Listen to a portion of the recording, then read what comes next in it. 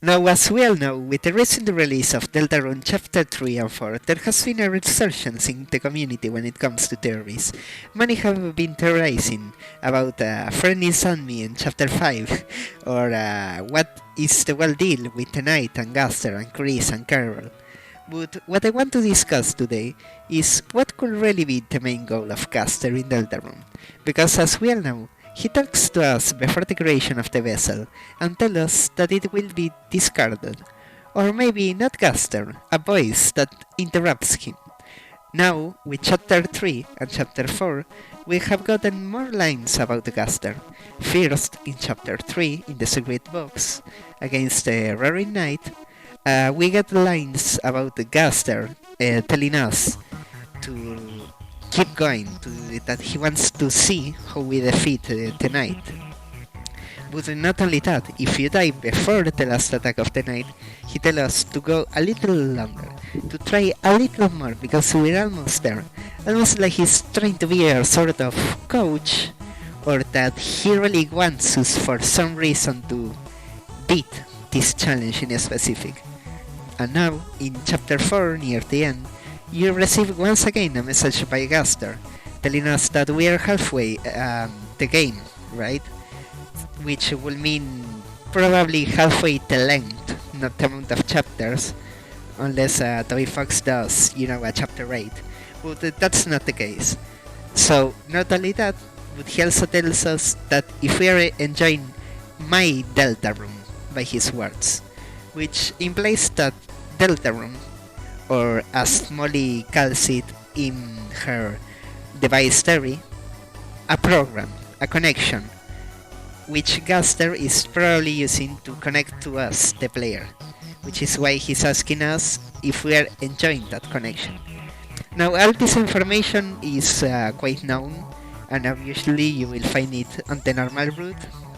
But for actually starting the theory, what I want to propose is that the same way that Gaster uses the fun values in Undertale to find his pieces between saves, as one cannot find all pieces in one save because each save has a different fun value assigned, and there's not a 100% guaranteed chance that you will find Gaster itself.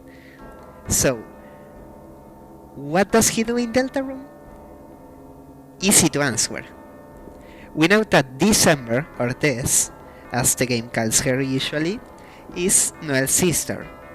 With the events of the game, we know that she's gone missing. With the release of Chapter 3 and 4, it's very, very easy to notice that the Knight resembles December, with the antlers, the fact the Knight has a bat that transforms into a sword, the fact that they turn into a fucking baseball. I don't think it needs more to be said to know that the Knight is literally December. But how can she relate to Gaster, right? Like, she gone missing in the bunker, and Gaster is in the void, somehow, somewhere, in the code, in the game, who knows? But the one thing we know about Gaster is that no matter what he does, he cannot himself physically have a presence in the game, as he has not been made for this world. He can only exist within the code and the alterations he has made to the game, be it by the X, friend/Mike, the secret bosses, other Easter eggs. But, this is where the theory comes in.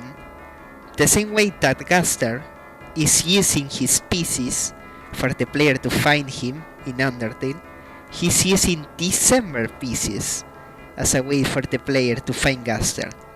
Why? Because December has a role in this story. She was meant to exist in this world. She's a reality anchor. And Gaster is using this fact to bring himself to the real world.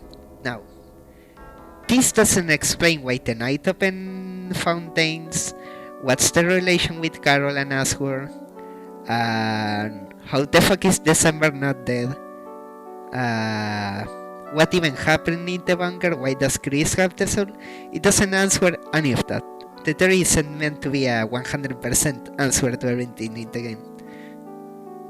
But what I think this does bring an interesting conversation topic is how Gaster, in the same way that Flowey was meant to represent, Flowey and Chara in Undertale were meant to represent players. So, if they are players, who represents the developer? Who represents the person who wants their work to be seen to the world? Gaster. Now, I'm not saying that Gaster is Toby Fox, right? Like Gaster is going to be the Nine Dog, and he's going to have the Nine Dog fight, legendary Nine Dog. But what I do propose with Gaster is that he indeed has a fixation on the player. He not only wants to exist in this world, but to be noticed and part of the narrative. Now, the easiest way to do that? Literally self-inserting themselves. When you talk about a writer that self-inserts into a story, there is usually two ways they do that.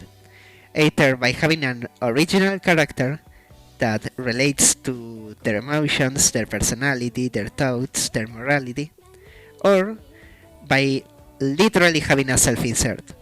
Someone who can look and act the same as the author, and which will usually be on the right, or proposing some ideas that the author thinks are the correct interpretation of their work. Now, Gaster, he wants to literally be a character, which is part of the narrative, and in this way, being able to not only control the game through the code that he writes himself, permanently device theory, if you haven't seen that, but not only does he want to self-insert himself this way, what he also wants to do is that by taking these December pieces, so to say, these clues to where December might be, he's taking them and inserting a piece of himself too. So the player, by finding every Easter egg, every secret, everything that might lead to December, he's also rewriting December to be closer to him, to allow a real connection between him, who exists as a concept outside the game, and December, who exists as a character inside the world of the game. With this information, what we can deduce is probably Gaster ulterior motive is A. Take December pieces that she's trapped in the bunker, or in the void, or in the dark world, however you want to see it, and add the Gaster pieces to it. B. Make himself exist in reality and stop being a concept outside of the game in the code layer. And C. Not only existing in this world, if not also being an important part of the narrative, which we know is already modified because of how the prophecy in chapter 4 has been said to us to be modified, or not modified itself, but that the game hasn't been flowing the current ideas present in there. Because, for example, as Ralsei says, the prophecy says that Susie is meant to be able to wear the ribbons, but she's already changed that. Or the assumption that many people have done, which is that Weirdroot is us following this prophecy, this desired narrative that the game had, which has been changed by Gaster to insert himself into the normal narrative. My conclusion with this theory is that we will see in chapter 5 or 6 that if Weirdroot really was meant to be the original prophecy, it will lead to a sort of soft lock, that without the existence of Gaster, the normal narrative will not exist. Now, what this tells us is that Weirdroot is the route that follows the original prophecy, so Gaster is gated.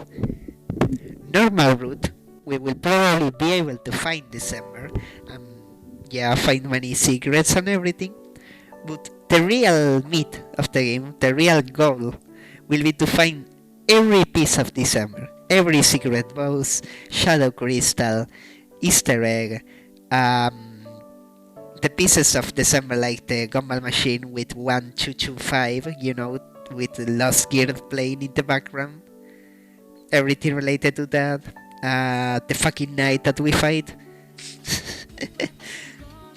But yeah. See you guys. Next video. We will be going over other games. I don't want this channel to be about Deltarune or Undertale, unless I get another idea. Also, my collaborator will kill me. So, see ya.